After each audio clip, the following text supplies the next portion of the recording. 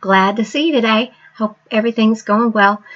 We're getting ready to talk about thiols and disulfides. And I'll just tell you right now, I pronounce this thiols half the time, but I think it's actually pronounced thiols.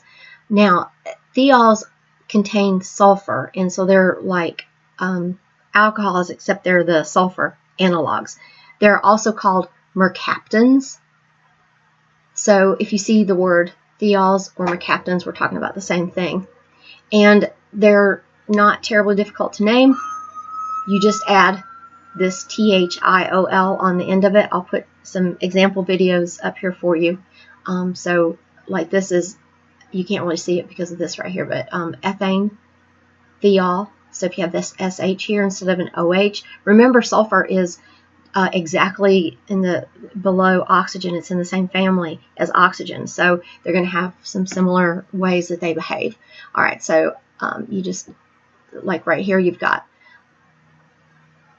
1, 2, 3, 4. This is your butane, and then on your third one you have a methyl group here, so you call it 3-methyl, and then you'll say 1-butane thiol because the thiol is attached to the first carbon. Okay, so 3-methyl 1-butane thiol.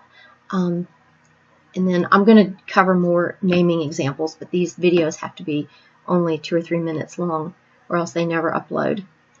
All right, so in terms of naming, you're just adding thiol to the name, so not very difficult.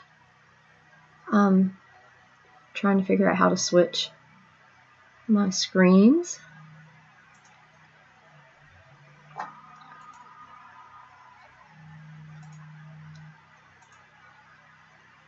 Okay, you're watching a video about this today, but how skunks get their odor, and I thought that was kind of interesting because I'd always heard that you wash with tomato juice or something like that, and it said in the video that that doesn't work. I hope I never have to find out.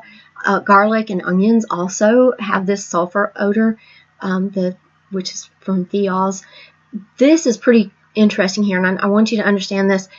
Natural gas, which is methane, has no odor to it, but one of the big things that's important is to be able to detect when it is leaking because it is explosive. So they add this methane thiol to make it stink. So whenever you drive past that one place on Highway 19 that's always smelling like natural gas, that little natural gas place, it's you can smell that there, and it's really nasty. So out in like the way out in the west where there's like a whole lot of nothing, or way out in any kind of area where there's a whole lot of nothing, and they've got these natural gas pipelines, they can watch where they, they people, whoever they are, the natural gas pipeline people, if there's a leak in the natural gas. Nowadays there's computers and stuff that can tell where the leaks are, but back in the old horse and buggy days, back when I was in college and everything,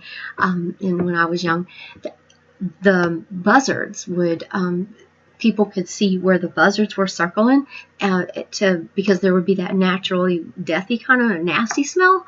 So that's one way that people could tell where there were leaks in pipelines. Okay,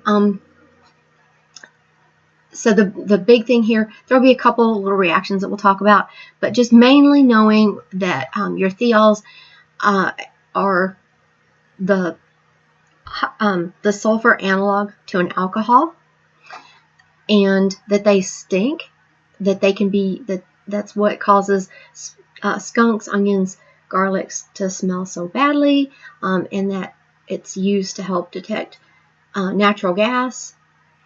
Okay. We're going to pick up with this video with the inhaled anesthetics, but we're getting close to 5 minutes, so I'll see you in the next video.